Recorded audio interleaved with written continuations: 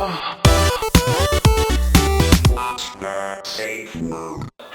Welcome back to What's Safeword? I'm Am. And I'm Bull. And today, we're talking about sports gear and sports fetish. Sports!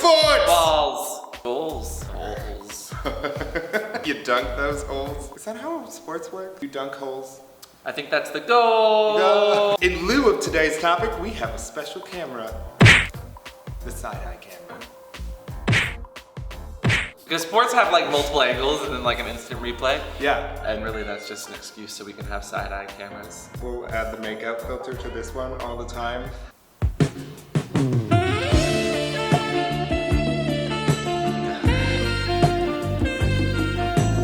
So being that last week was the Super Bowl, and we thought it was just about like ramen, like big bowls of ramen. I heard there was a Lady Gaga concert. In a bowl of ramen. How did that go? Seems like she's right at home when she's performing in ramen. And in celebration of sports, we decided we'd do a sports fetishization episode. So, where does it come from? Yeah. Where does it come from? Combat Joe. This is where we have a conversation over here without him, because It's only closer to you. we're very close. Physically and probably metaphorically, especially if you follow me on Twitter. Don't forget to follow me on Twitter. Back to you, other camera. So where does it all come from? Where does that sports fetish embodiment, it just comes up like vomit? Oh, you think about the epitome of sport. Epitome. You say Epitome. That's how you say Is that how it? you spell epitome? Yeah, epitome. I was picturing like a stone block, an epitome. What? I don't know that's how you spell epitome. I don't know though. Alternative facts. So when you think of the epitome of sports, you tend to think of the Olympics. You're bringing in all of these very, very skilled people from all over the world that are going to be competing against each other. Well, did you know that back in the day, the Olympics, big barrel-chested guys, heaving heavy balls, wearing nothing. But What's not to like about that? fun fact, the word gym actually comes from the word gymnos, which means naked. And if we look at Greece history, we do know that the Greeks were very sexual. They celebrated sex, they enjoyed sex a lot. They were very flexible and their sex was very fluid. In fact, the dynamic between a coach and a player was almost celebrated. The coach would have sexual feelings for the player. That's really Fluid. fluid. Sex and sports are depicted highly in Greek art and poetry. Solon, the Athenian lawmaker and poet, both, actually, Because what lawyers aren't also poets? a man falls in love with a youth in the full flower of boy love, possessed of desire, enhancing thighs and honey-sweet mouth. That's gay. Sports.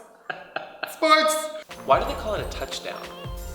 Wanna like, They want to touch down there. Dang. and I think it's within all that passion, that sex, that kind of high energy and testosterone that comes with sports that we saw a lot of fetishes, and we wanted to talk about it because sports segue into fetish and fetish gear and sexuality just so easily and so naturally that the topic was, I mean, We had to dive in. Speedos, Oh, I like wearing them. swimming. Well, everything has to stay in place. Obviously. You know, if you're spinning around, the last thing you want to do is have something come out of its place where it's meant to be. Well, we look at clothing today, which is all tight spandex and really form-fitting gear. That's not uncommon to see that in our fetish culture as well. They really cross-pollinated. They do that. Okay. You can cross-pollinate. I know for myself, when I was growing up, I used to work at a pool, I would do swimming lessons, and I joined a swim team. As I got older and I started becoming sexually active, Speedos and swim gear was something that I was really fond of. I mean, when you're on like the swim team and there's a bunch of senior jocks and they're swimming in front of you and they've got, you know, the Speedo, it's not my fault. At least the water doesn't let you see you sweat. I think that gravitation towards sports gear then is just so natural for some of us. High school, us is like, hey guys, maybe it was harder for you to get into sports because that's just not what you were inclined to do. You just did theater, and you did music, and you did art.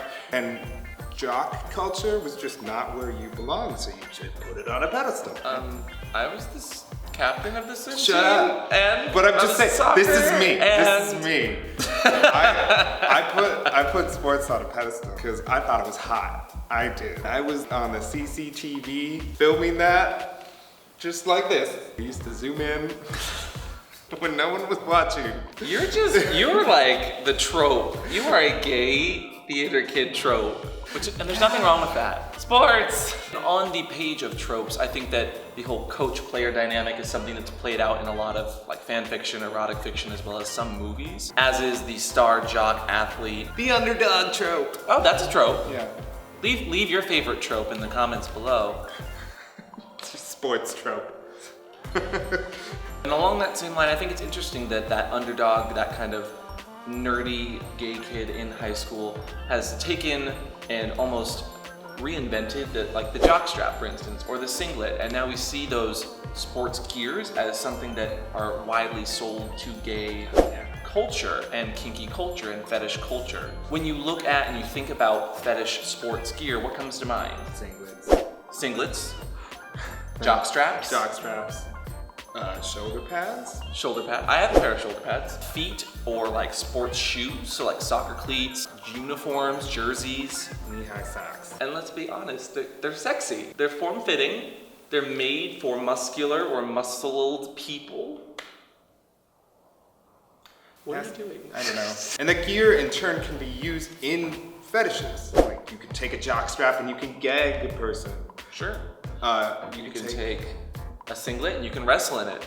I know plenty of people that have singlet parties or they have like wrestling parties. boner cam. Shoes are great for like that smell, and foot fetishists out there. Socks too. They all go together. They all like mix and commingle into a great sports fetishy idea. So thank you, sports. Sports, you're amazing. You kept me in shape growing up. You gave me a summer's build. You gave us lines of neoprene gear from those wetsuits for Mr. S. You gave us entire lines of sports gear and jock straps. You gave us shoes and socks. So whether you have a thing for Speedos or you have a thing for soccer socks, it's always good to have a safe word. And today's safe word is Wicked! because it's time to try defying gravity. You're such a theater nerd. Well, because, you know, the pole vaulters, they defy gravity with their pole vault. And then sports. Thank you at Derek J. Lawler. Sports. You're awesome. Sports. Sports. Leave a like for side-eye.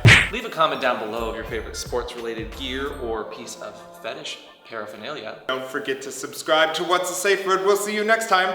Bye! I do like this side camera. It's gonna be useful. Which one are we gonna choose I don't to know. use in the end? I actually don't know. This could be the end camera. Or that could. Or, I mean, Which one do I feel better about? I'll just cut girl, these you look videos. so orange in that side camera. What?